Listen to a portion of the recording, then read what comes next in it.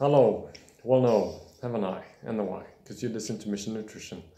And in this video we'll discuss the minerals phosphorus and zinc, their main functions and sources of highest quality available to us.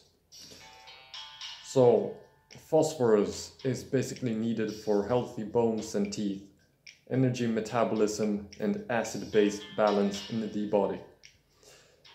And zinc is needed for cell reproduction and tissue growth and repair. And now these listed sources are in direct reference to the recommendations of Dr. Sebi, rest in peace. And these sources, first I will mention some sources for both phosphorus and zinc, and then I'll mention one extra for tamarind and 3 or potentially 4 additional sources for zinc. So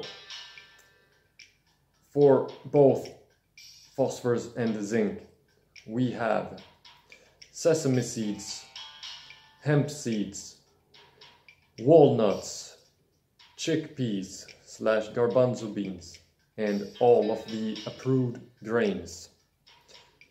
And you find them right here.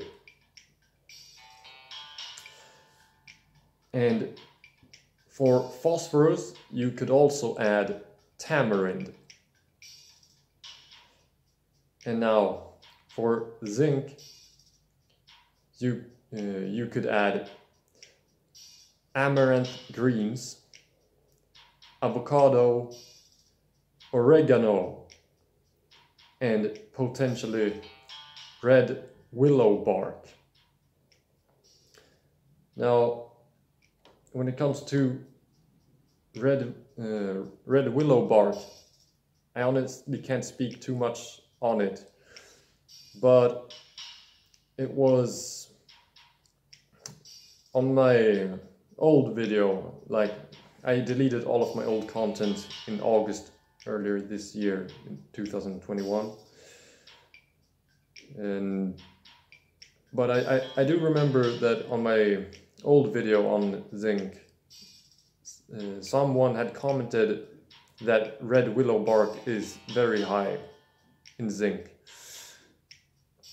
I haven't found anything to back that up personally, but I want to include that in this video, that someone that I can't refer to that person, but someone had mentioned that, and it could be very true, I don't know, but yeah, that's what it is.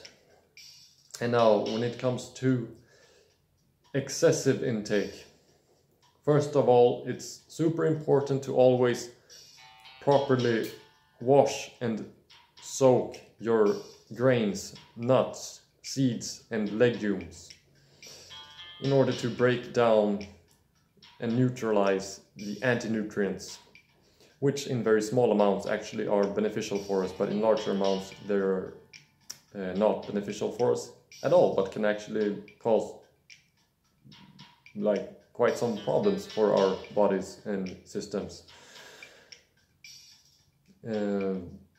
Although hulled, or what's called shelled, hemp seeds, they are actually an exception. I haven't mentioned that in any of my other videos, but hemp seeds, shelled hemp seeds, they are an exception as I've understood it.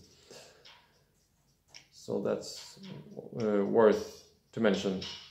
And then when it comes to avocado and sesame seeds, you should limit those as well, because they have a high content of omega-6 fatty acid in relation to its omega-3 content, which can cause an imbalance in the preferred ratio. Even if the sesame seeds are soaked, you should still limit the intake. Unless I mean, it's not recommended to eat too much of anything ever, but you can counteract that high omega-6 content if you also eat decent amounts of sea vegetable or algae-based omega-3 in the form of EPA and DHA. Then you can counteract it like that. And yeah, now I believe that's all. Or actually, let me say also something that I don't mention in, like, I think I've only mentioned it in one of my previous videos now on these different nutrients, that I do say always, you know, wash and soak grains, nuts, legumes and seeds. But what's even more recommended to optimize the properties of these grains, nuts, legumes and seeds is to sprout them. Yeah, sprouting is always, you know, that's some really great shit, basically. I don't do it myself. I'm too lazy. If I would start sprouting, I would rather do it, like, make a lifestyle out of it, like make a business or something, work with that all of the time, not just having a little jar or a couple of jars at home. Like, no, I want to do it in larger amounts if I'm to do it. Anyway, that's all for this video. So yeah, also check the description for additional information and clarifications. If I forgot something, I will add it in the end now, but I believe that's all. So yeah, you stay blessed and nurtured. Peace.